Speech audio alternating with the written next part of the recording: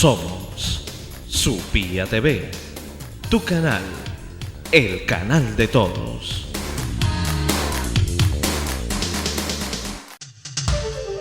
El siguiente programa es apto para toda la familia. No contiene escenas de sexo ni violencia.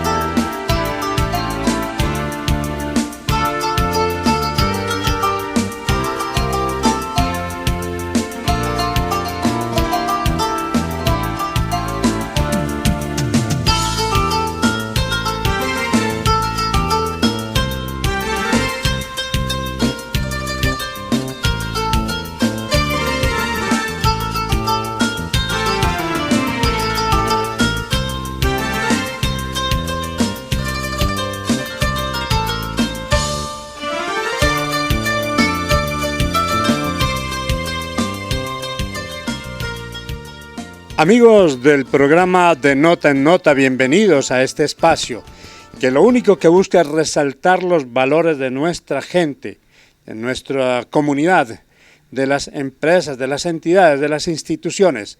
Mi programa no tiene ningún otro objetivo ni ningún otro sentido que el de servirle a ustedes desde este medio de comunicación. Supía TV presenta hoy, a través del programa De Nota en Nota, a Francisco Javier Sánchez Echeverry. Francisco Javier es el nombre de pila, pero como todo el mundo lo conoce en la comarca y fuera de ella, hablamos hoy con Pacho Sebeco. Bienvenido a mi programa. Gracias, William, muy buenos días, un saludo muy especial para toda la audiencia, agradecerles por esta oportunidad que me dan de este homenaje, prácticamente lo tomo yo, y es como se dice, los homenajes se hacen en vida, y hoy ustedes, tanto el canal, tu programa y la comunidad de Supía, es un homenaje que me hacen en vida y les agradezco mucho. Francisco, yo lo he conocido a usted trabajando siempre, pero siempre lo conocí ya pues un hombre ya formado, comenzó a trabajar ya adulto. No, William, mi labor comercial comenzó a los 14 años de edad, estando muy niño. ¿Cómo que a los 14 años de edad? ¿Cómo así? ¿Qué tipo de papá y mamá tenían usted que deja que un niño de 14 años tenga que salir a trabajar? ¿Eso y por qué? Bueno, William, la historia comienza en el año de 1967, en unas vacaciones de mitad de año de junio, estudiando en Río Sucio, porque debo de reconocer, soy nacido y creado en Río Sucio, pero como jocosamente lo digo, vivo en Supía, me mantengo en Pintada por el instinto de las labores, ¿sí? Pero mi asiento en este momento está en Supía. Debido al mismo trabajo que empecé tan joven, no es porque hubiera de pronto un régimen en mi casa, no, empezando que mi padre era empleado de la Policía Nacional en ese entonces. ¿No había régimen o allá se entraba pisando con bota militar? No, más bien nos castigaban con régimen militar, que es lo que puedo comentar, porque... ¿Cuántas vueltas a la casa le tocó dar? No, pero sí a la manzana y alrededor del pueblo, porque nos tocaba bastante duro, éramos 10 hermanos en total. 6 mujeres, 4 hombres. Recordémoslos. Sí, el mayor es mi hermano Lorenzo, que en estos momentos vive en Bogotá, ya jubilado por el ejército. Sigue mi hermana mayor Laura Inés, que también tuvo la oportunidad de trabajar aquí en Supía, en la registraduría y en los juzgados. Está, gracias a Dios, en este momento pensionada también. Mi hermana Claret del Socorro, que se pensionó también en salud, fue enfermera en Quiebralomo mucho tiempo, trabajó también en Supía. está mi hermana Mariela que vive en Cali, está mi hermana Marta que vive en Manizales y Olga también que vive en Manizales y los otros dos hermanos que residen en Cali que laboran allá, son 4 hombres y 6 mujeres. Como puedes ver en el resumen, Supía nos ha dado la mano familiarmente, por eso el agradecimiento con este pueblo tan querido, porque me dio la esposa, me dio los hijos y tengo en este momento el modo de vivir en este pueblo tan querido como es Supía, sin dejar atrás a mi pueblo natal que es Río Sucio. Tenemos mucho de qué hablar de su vida laboral, pero no hemos hablado, no nos ha contado cómo se llama su papá y su mamá. ¿Cómo se llamaba?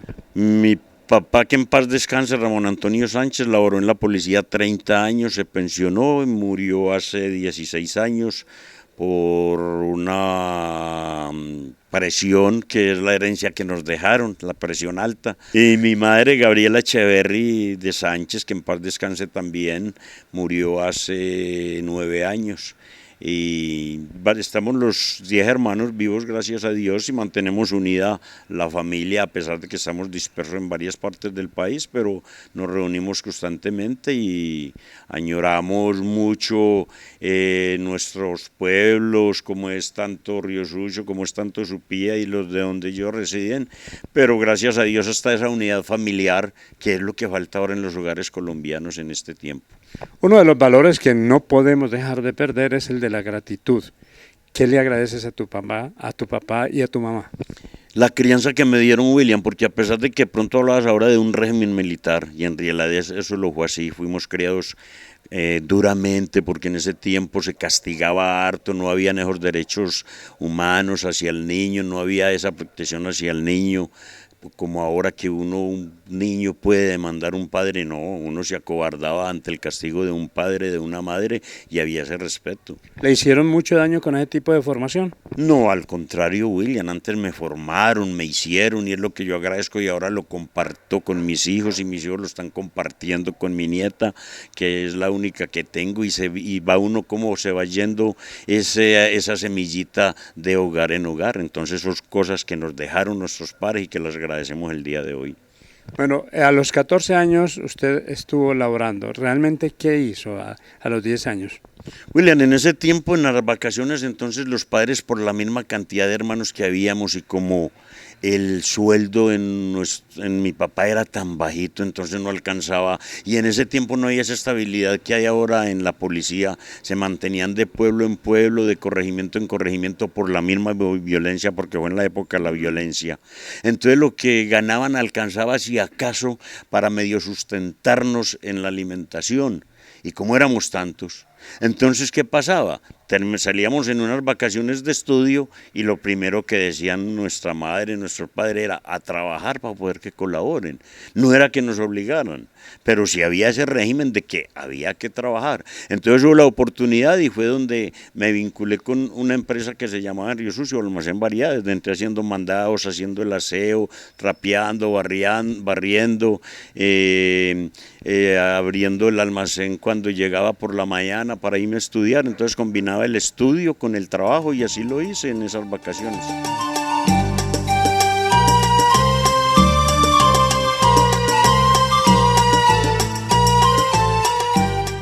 ¿De dónde y cuándo le apareció el Sebeco, Pacho Sebeco? William, esa chapa, como se dice, fue aquí en Supía, en el Chanconchán, con una cantidad de amigos que en ese ir y venir de trabajar de Río Sucio a Supía, que fueron 6 años, me fui dando a conocer en las ventas, en el comercio, y entonces mi tarjeta figuraba Francisco Javier Sánchez Echeverry. Con el tiempo, entonces ya la gente, el Pacho, comenzó a relucir aquí en Supía. Como los franciscos, su remoquete del Pacho, inmediatamente entonces ya preguntaban Pacho, Pacho Sebeco, Pacho Sebeco.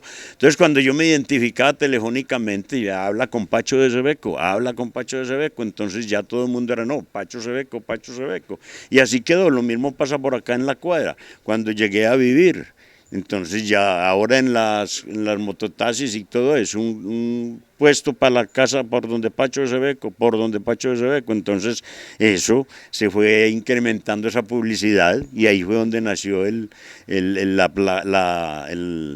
el remoquete de Pacho de Sebeco.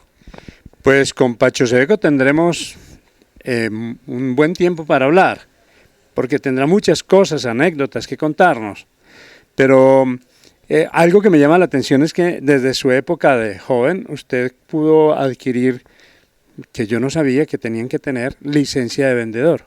Sí, lógicamente, William, en ese tiempo, a pesar de que, volviéndome atrás, mis estudios fueron muy pocos, porque debido al mismo trabajo, te decía de que empecé a trabajar cuando se llamaba Almacén Variedades, que es el mismo que es ahora Sebeco. Pero en ese tiempo hubo el cambio de lo que fue una cantidad de productos que vendíamos para el hogar, al campo, la época escolar, la juguetería, época de amor y amistad, la época de padre y madre, todo eso lo manejábamos allá en el Almacén Variedades. Cuando ya se inicia las labores de ventas de electrodomésticos, es donde dentro yo a ejercer ya mis funciones como vendedor. Entonces me tocó hacerme prácticamente la venta, la universidad de las ventas mías fue la calle. Esa es. Y tuve y tengo un patrón como es don César Echeverry, que fue el que me guió en toda esta formación de mis ventas. Él manejaba su código de comercio, manejaba su código penal para ir llevando las labores de las ventas. Y en ese ir y venir de las ventas me insinuó que hiciera vueltas para que consiguiera mi licencia de vendedor. Y fue así con el Ministerio de Relaciones Económicas. No sé, en ese tiempo existía un ministerio que expedía la licencia de vendedor y me la expedieron ya con un tiempo de experiencia de ventas, y luego se terminó ese ministerio y pasó a la Cámara de Comercio, que es la que actualmente la tiene vigente, y aún tengo mi licencia todavía. La gente es vanidosa y a uno le preguntan, bueno, ¿usted qué le dicen a la gente? ¿Qué es lo que más le gusta de usted? Unos dirán que los ojos, que las cejas, que el pelo, etcétera, etcétera. Yo creo que usted tiene que responder con toda claridad que la mayor atracción que usted tiene es la lengua. Pues depende en la forma y en la situación en que la vaya a usar, William. Mentira, no. En el ámbito de las ventas, el vendedor se hace famoso por eso, porque uno tiene que abordar el cliente y la competencia es ese. Dichos para los vendedores, ¿que enreda qué? Enreda una loca, o enreda un duende, o vendió una loca, es los dichos que hay en el ámbito comercial. Pacho Sebeco, capaz de enredar un duende, de embolatar un duende y de venderle lo que sea. Mire, hay cosas muy simpáticas dentro de este trabajo. Supongo que en aquellos inicios de su trabajo que no había tantos aparatos eléctricos en las veredas, comenzó a darse como el boom de querer tener en cada casa de finca pues los aparatos que ustedes vendían.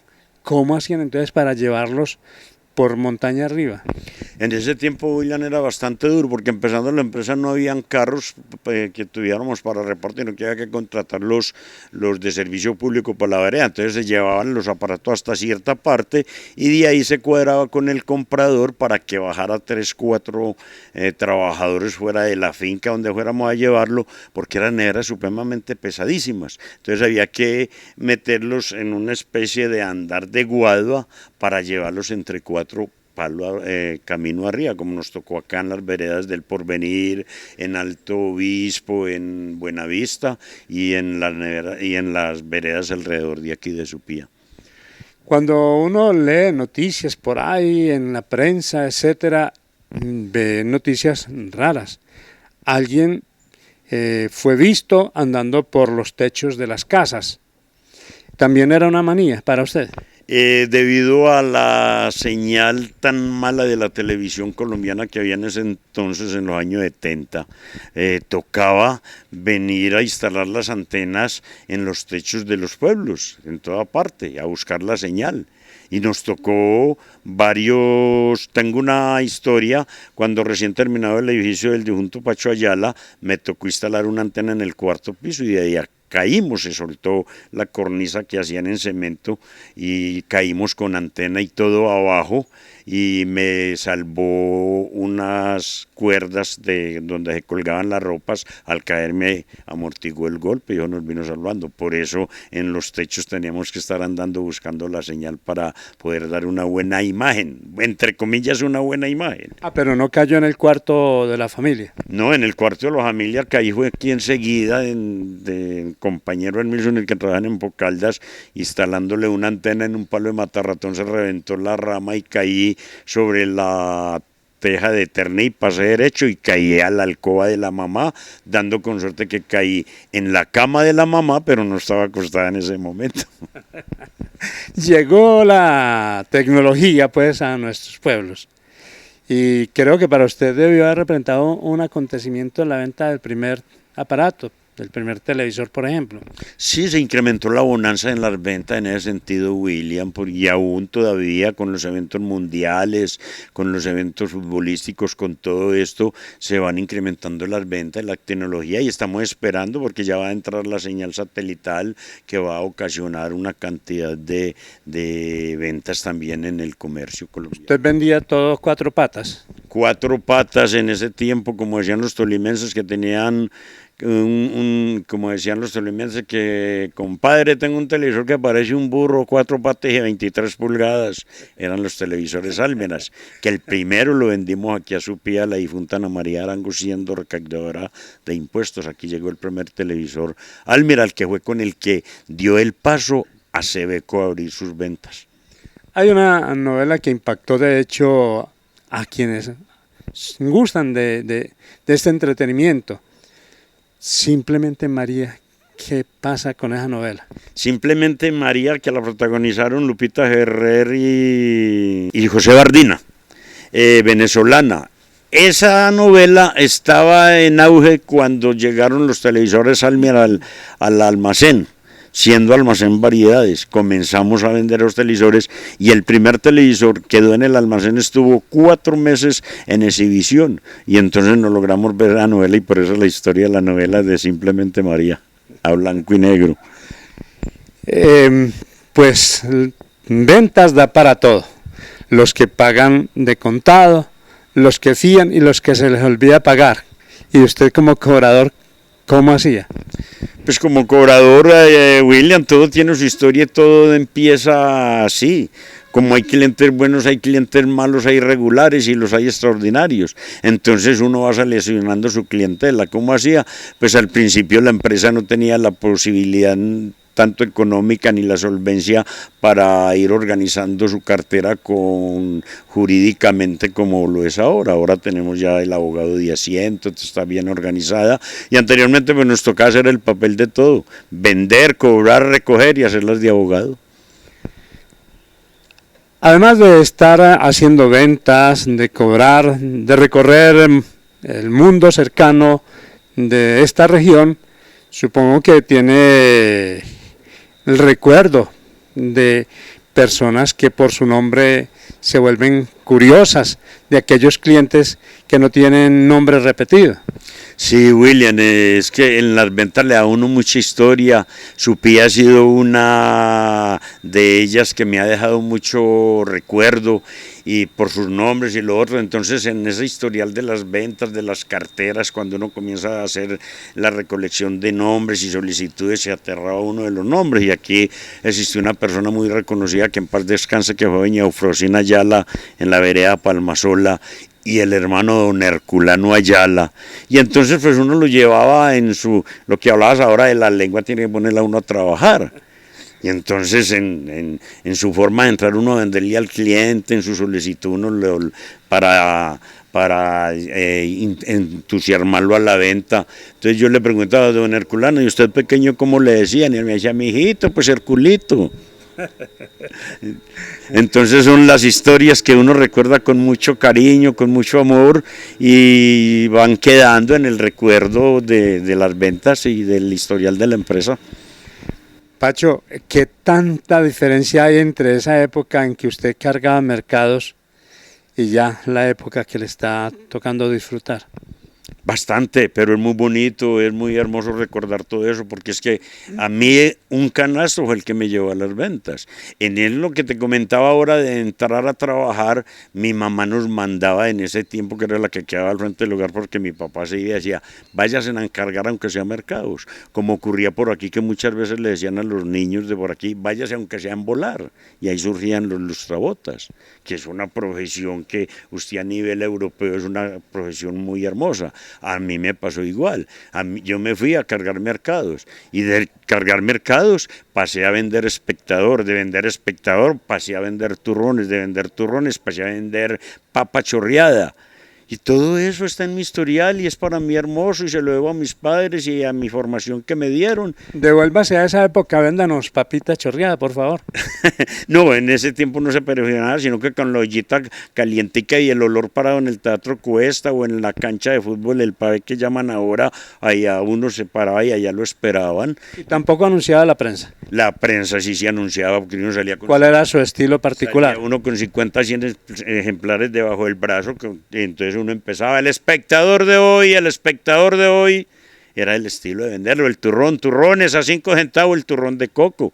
Y tengo una anécdota de los panderos, que también vendí panderos, entonces la galería en Río Sucio, lo que es la plaza de mercado, se prestaba mucho para las ventas. Y comencé a vender panderos en una lata metálica de esas de zinc. Y entonces el gremio de carniceros ha sido muy bravo toda la vida, con mucho respeto, porque los quiero, jugué fútbol con ellos y todo aquí en Río Sucio. Los berriondos, en un sábado que llegué a vender mis panderos, me mandaron donde un señor que se llamaba Carlos Monsalve.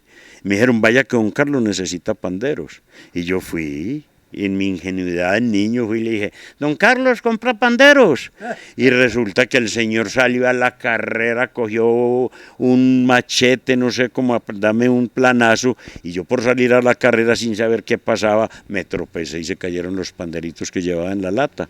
Pero dando con la suerte que los berracos carniceros recogieron y me pagaban los panderos. Y resulta que era que al señor le decían pandero y le daba rabia. El recorrido de nuestro invitado Pacho Sebeco, Pacho Francisco Sánchez Echeverry, es supremamente largo. ¿Qué tiene que ver Gusano con la historia de su vida? Esa es otra historia, William, porque es que también en ese proceso comenzamos a vender llantas, que fue como se abrió la plaza de Supía. El señor Gusano, que desgraciadamente el gremio de conductores, así es como se conoce la gente por los apodos, entonces el señor a mí me caía muy en gracia, porque él siempre llegaba al almacén y como tenía una voz tan pausada, él tenía una camioneta que usaba llantas 750 por 17, y entonces el señor no le gustaba sino que lo atendiera el patrón, y él llegaba en su estilo y decía, don César, necesito una llanta 750 por 17 para la camioneta, y resulta que el señor aquí en Supía lo llamaban Gusano Bobo, con mucho respeto, que en paz descanse. Otra vena que tenemos que conocer de nuestro invitado Pacho Sebeco. También le gusta escribir. ¿El matachín tiene que ver algo con esa vena? Sí, yo fui decretero, matachinero en Río Sucio en los carnavales y estuve integrando comparsas con mucho integrante que aún todavía vive en las comparsas de Río Sucio, y se escribía el decreto, que es un preámbulo al carnaval, como decir aquí los famosos pregones, pero en Río Sucio eran los decretos. Entonces recopilábamos todo el chisme político del pueblo y lo rimábamos en cuarto, y en un tablado se leía el día del decreto. Déjenos conocer si quiere un ejemplo de esa vena. Por ejemplo, en uno de los decretos que recuerde decía, buenas noches Lucifer, el infierno te has ganado, acuérdate de Carril para que te haga los mandados. Recibe un saludo grande de este pueblo enguarapado, que diario vive en Cipirra y se mantiene embombado. Ahí está la rima. Carril era un tipo que hacía mandados, el guarapo que es la chicha de Río Sucio y todo esto. Entonces esa era la rima que uno llevaba al decreto. Ha tenido la oportunidad también usted de estar en algunas dramatizaciones. Sí, aquí en Supía estuvimos con el difunto Conrado Cataño, que en paz descanse, fue uno que nos abrió la puerta a todo eso en las Semanas Santas en vivos, que realizamos varias Semanas Santas Ese fue uno de nuestros logros buenos. Con Hernando Ramírez hicimos una película que se llama Más allá de la codicia. Y me dijeron que no dejara de preguntarle una anécdota que usted tiene con Hernando Ramírez. Resulta que Hernando Ramírez, estando trabajando en Telesupía, tenía un programa donde se consultaba al público, a la audiencia, y resulta que pasaron la película y entonces hicieron un concurso y preguntaban que cuántos años podría tener de filmada esa película, y alguien muy jocoso, una habitante de Congo, llamó y para participar en el programa y dijo: esa película tiene que tener muchos años de haber sido grabada, porque es que ahí trabaja Pacho de Sebeco y lo veo peludo en esa película, y en estos momentos le está cabecipelado, entonces los años que tiene es mucho. Estamos en su residencia y estamos en un cómodo, bonito, confortable kiosco. Me imagino que aquí este kiosco sabe mucho de copas. Sí, aquí en este kiosco harto, mucho recuerdo, mucha tradición familiar y en sí también muchos inconvenientes, porque vos sabés de que ya con el tiempo las copas van haciendo daño y entonces se van formando los pequeños problemas, y es por eso que hay que cortar a tiempo para no ir a fracasar esa vida que uno inició tan felizmente en el matrimonio. Pero puede decir usted entonces por eso que usted está rechiflado en su tristeza. Sí, yo creo, no rechiflado en mi tristeza, pero añorando sí todas esas viejas canciones donde se escuchó tanta melodía aquí, de Sandro, de Nano Molina, de todos esos cantantes que ya ahora los muchachos de ahora no conocen. Usted dice que es un as para eso. Regálenos algo de esa canción, de ese tango. No, lo que pasa es que uno en sus borracheras entonces se agarraba a cantar, y en medio de su euforia uno entonces arrancaba en su trago y rechiflado en mi tristeza, hoy te miro enloquecido, en mi pobre vida paría solo una buena mujer. Tu presencia de bacana puso calor en mi vida, fuiste buena, consecuente, y yo sé que me has querido, como no quisiste a nadie, como a nadie os podrás querer. Qué buena reminiscencia está haciendo usted. Entonces no hay forma de decirle que no nos recuerde a Julio Jaramillo. Amar es imposible, borrar de mi memoria, me perside el recuerdo de tu extraño mirar, en tu risa tan pura, tus labios tentadores. Pero aquí nunca tuvo maniquís. El de Sandro, que tan solo quedó el fin del viejo maniquí donde probabas tú la cera y el chifón, que llamó la atención a todo aquel que vio tu cuerpo de princesa. Sírvanos lo mismo y pues que no le cambie la aguja. Colóquenos un rosal marchito. Aquel rosal, testigo fiel de mi desdicha, de cuyas rosas aspiramos la fragancia, y sus espinas fueron menos dolorosas que las palabras con que me dijiste adiós. Está temprano, no vaya aquí a destapar aguardiente. No, gracias a Dios ya cortamos esa racha que estaba haciendo mucha mella en mi vida, y es el mensaje que le lleva a uno la juventud. Habla con mucho cariño y desde luego muy bonito de su familia. ¿Quién es su esposa? ¿Qué hace? ¿Sus hijos? Mi esposa, Omaira Giraldo Guerrero, educadora en el INTEC, en estos momentos está realizando un trabajo con el Ministerio de Educación Física, de Ministerio de Educación en tutoría. Mis hijos en estos momentos, gracias a Dios, son profesionales egresados de la Universidad de Antioquia, psicólogo, microbiólogo y contador, y residen en Medellín. Y gracias a Dios hoy tengo que darle muchas gracias porque son ejemplo de vida tanto para este hogar como para tantos hogares en Colombia, que uno puede sentirse orgulloso de ellos. ¿Su mayor satisfacción?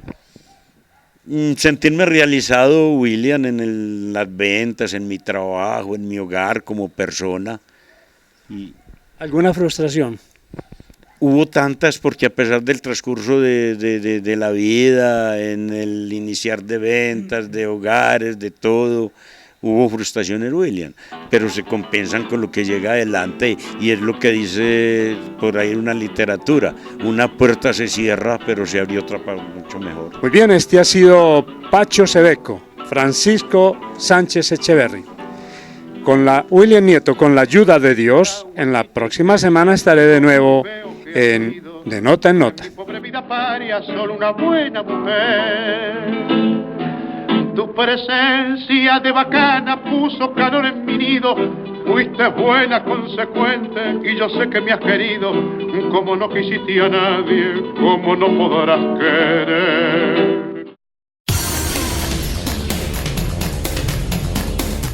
Somos Supía TV, tu canal, el canal de todos.